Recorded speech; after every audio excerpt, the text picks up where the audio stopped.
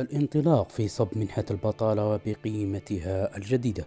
أعلنت وزارة العمل والتشغيل والضمان الاجتماعي عن الانطلاق في صب منحة البطالة بقيمتها الجديدة بداية من شهر جانفي الجاري، ويأتي ذلك تطبيقا لقرار رئيس الجمهورية عبد المجيد تبون، والمتضمن رفع منحة البطالة من 13 ألف دينار إلى 15 ألف دينار شهريا. كما تؤكد وزارة العمل أن الوكالة الوطنية للتشغيل ستقوم بصب المستحقات في تاريخها المعتاد، أي 28 من كل شهر.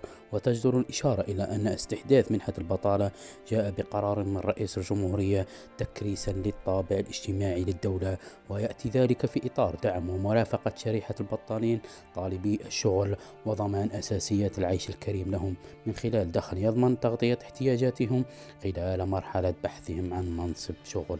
وشكرا.